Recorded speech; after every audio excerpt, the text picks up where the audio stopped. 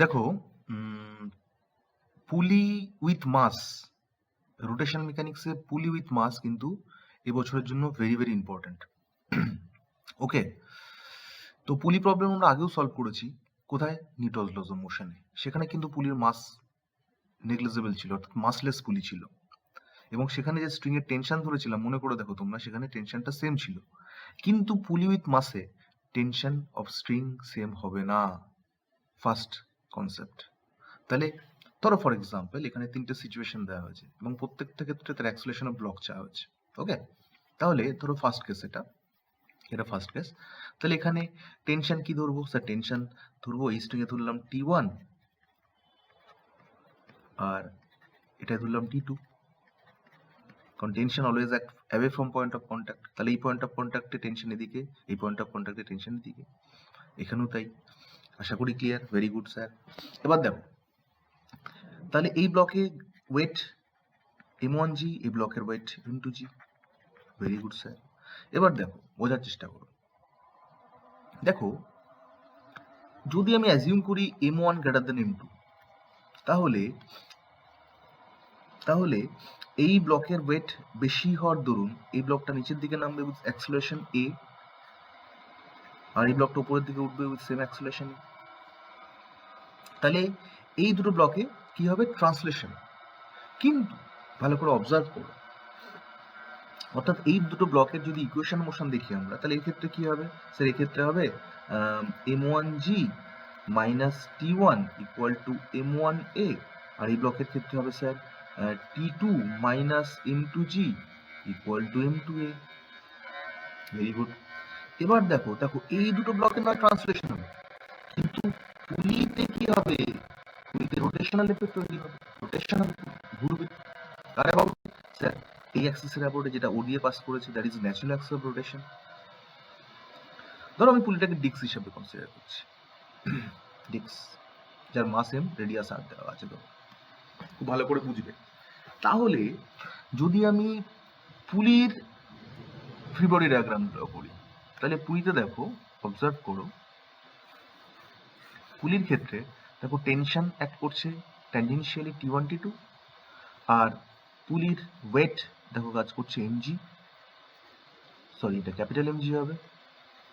আর ধরো এখানে স্ট্রিং আছে, এখানে একটা স্ট্রিং যেটা ঝোলানো হচ্ছে, সেখানে ধরো টেনশন টি কাজ করছে, ফর এক্সাম্পল টেনশন টি কাজ করছে। এবার দেখো এই পুলিতে যে ফোর্সগুলো অ্যাড করছে তার মধ্যে ওয়েট এবং এই টেনশন দেখো পুলির সেন্টার দিয়ে পাস করছে, অর্থাৎ পুলি যে পয়েন্টের অ্যাবাউটে রোটেট করবে তার মধ্যে দিয়ে পাস করছে। তাহলে এই দুটো ফোর্স কোনো টর্ক প্রডিউস পুলিতে করবে না, অর্থাৎ পুলির রোটেশনের জন্য কিন্তু এমজি এবং এই স্ট্রিং এর টেনশন রেসপন্সিবল হবে না। তাহলে কারা রেসপন্সিবল হবে? স্যার এরা রেসপন্সিবল হবে, এই টেনশন দুটো T1 এবং T2। ক্লিয়ার? এবার দেখতে হবে, দেখো এবার দেখতে হবে যে এই T1 এই পুলি যার অ্যাবাউটে রোটেট করবে তার অ্যাবাউটে কি অ্যামাউন্ট অফ টর্ক এবং কোন ডিরেকশনে সেটা অ্যাপ্লাই করবে। তাহলে আমরা যার অ্যাবাউটে পুলি রোটেট করবে সেই পয়েন্টটাকে রেফারেন্স পয়েন্ট ধরে নেব, এবং রেফারেন্স পয়েন্ট ধরে নিয়ে আমরা দেখব এই ফোর্সের, অর্থাৎ এই টেনশনের পয়েন্ট অফ অ্যাপ্লিকেশন কোন দিকে? স্যার এইদিকে। তাহলে এটা আর, এটা এফ, তাহলে আর ক্রস এফ দেখো অ্যান্টি ক্লকওয়াইজ ডিরেকশনে টর্ক প্রডিউস করবে কে? T1। কার অ্যাবাউটে? স্যার ওয়ের অ্যাবাউটে। Very good. এবং তার ম্যাগনিটিউড কত হবে সেই টর্কের? স্যার টর্কের ম্যাগনিটিউড T1 ইন্টু আর। কি অ্যাপ্লাই করলাম স্যার? টাউ মানে আর পারপেন্ডিকুলার এফ, এটা অ্যাপ্লাই করলাম। দেখো এই টেনশন এবং এই আর পারপেন্ডিকুলার, তাহলে আর T1 আর। Very good. এবার দেখো অবজার্ভ করো, তাহলে কি পেলাম? T1 আর, অর্থাৎ T1 ওয়ের অ্যাবাউটে যে টর্ক প্রডিউস করছে T1 আর। সিমিলারলি T2 ওয়ের অ্যাবাউটে যে টর্ক প্রডিউস করবে সেটা কি করে পাবো? তার ডিরেকশন কোন দিকে হবে? তার ডিরেকশন ক্যালকুলেট করার জন্য আমাকে কি করতে হবে? ও পয়েন্টটাকে রেফারেন্স পয়েন্ট ধরবো। এবার দেখবো T2 কোথায় অ্যাপ্লাই হচ্ছে, দেখো স্যার এইদিকে, তাহলে এইদিকে আর, এদিকে এফ, তাহলে আর এদিকে, এফ এদিকে, তাহলে আর ক্রস এফ।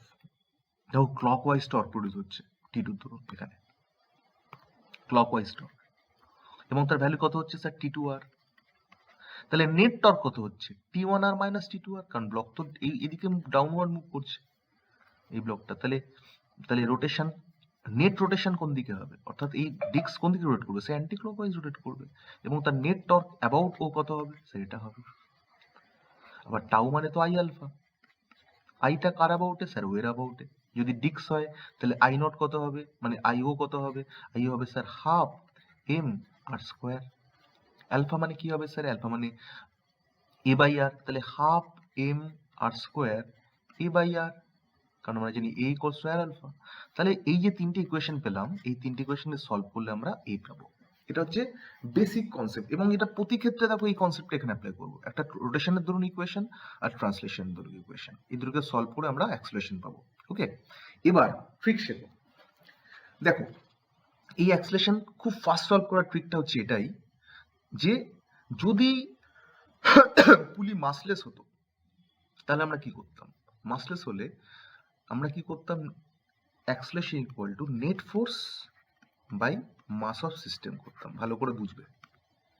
তাহলে এখানে নেট ফোর্স কি ছিল? তাহলে এই ব্লকের মাস ছিল স্যার m1, এই ব্লকের মাস ছিল স্যার m2, ভালো করে বোঝার চেষ্টা করো, এবং m1 গ্রেটার দেন m2 ছিল। তাহলে নেট ফোর্স সিস্টেমে কি অ্যাপ্লাই হচ্ছে sir? m1g minus m2g। Very good. আর মাস অফ সিস্টেম কি স্যার? মাস অফ সিস্টেম এর মাস m1 প্লাস এর মাস m2 প্লাস পুলির মাস। এবার পুলির মাস কত? স্যার পুলির মাস তো m। কিন্তু দেখো খুব ভালো করে অবজার্ভ করো, যেহেতু আমরা অ্যাক্সেলারেশন বার করছি, তাহলে এই দুটো ব্লকে তো ট্রান্সলেশন হচ্ছে, কিন্তু পুলিতে তো রোটেশন হচ্ছে। তাহলে পুলির মাসটাকে আমরা রোটেশনাল কম্পোনেন্টে যদি লিখি, তাহলে আমরা কি লিখবো? স্যার লিখবো I about O by R square, কারণ আমরা জানি I equals to M R square. তাহলে লিখবো I about O by R square, অর্থাৎ পুলির মাসটাকে আমরা রোটেশনাল কম্পোনেন্টে লিখবো। এটা হচ্ছে trick to solve this type of problems. খুব ফাস্ট তুমি অ্যাক্সেলারেশন ইজিলি পেয়ে যাবে।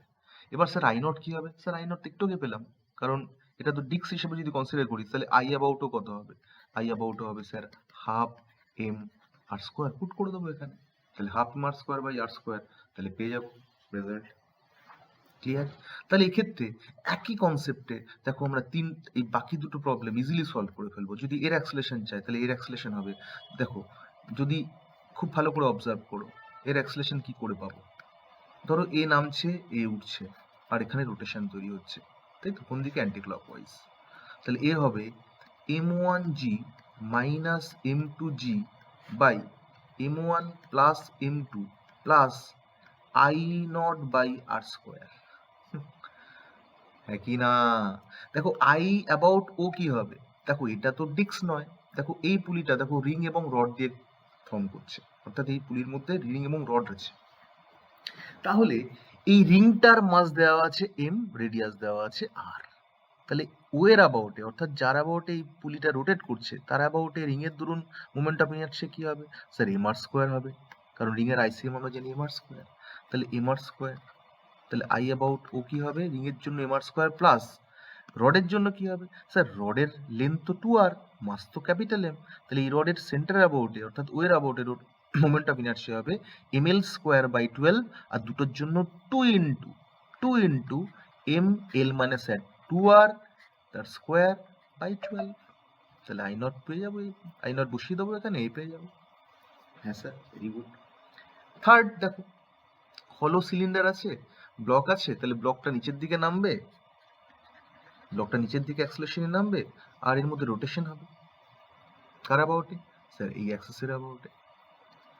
Very good. তাহলে অ্যাক্সেলারেশন কি হবে? তাহলে অ্যাক্সেলারেশন হবে নেট ফোর্স মানে mg, that is mg by সিস্টেমের মাস স্যার এর মাস m, আর এর মাস তো ক্যাপিটাল M, কিন্তু আমরা কি ফর্মে লিখবো? I about O by R square, ওটাকে আমি এটাকে সেন্টার ধরছি। তাহলে আইও কি হবে স্যার? আইও হবে, যেহেতু এটা হলো সিলিন্ডার বলা আছে, দেখো হলো সিলিন্ডার এর অ্যাক্সিসে রোটেট করছে, তাহলে that is same as ring গুলো পরপর সাজাই তো আমরা হলো সিলিন্ডার পাই। তাহলে রিং এর ক্ষেত্রে মোমেন্ট অফ ইনার্সিয়া কি হবে sir? M R square put করে দেবো। আর যদি ডিক্স হতো, মানে হলো সিলিন্ডার না হয় যদি সলিড সিলিন্ডার হতো, তাহলে ডিক্স হিসেবে কনসিডার করতাম, তখন হতো হাফ এম আর স্কোয়ার।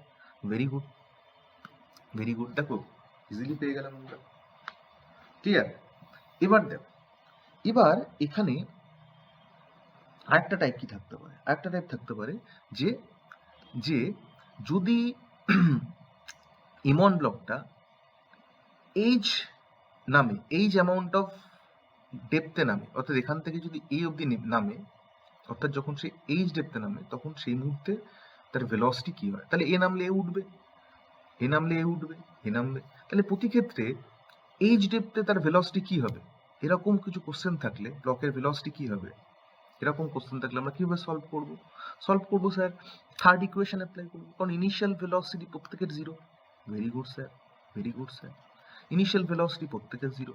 তাহলে ধরলাম এটা এইচ নামলো, এখানে আসলো ব্লকটা, এখান থেকে এখানে আসলো, এখান থেকে এখানে আসলো, তাহলে এখানে এসে তার ভেলোসিটি হলো ভি।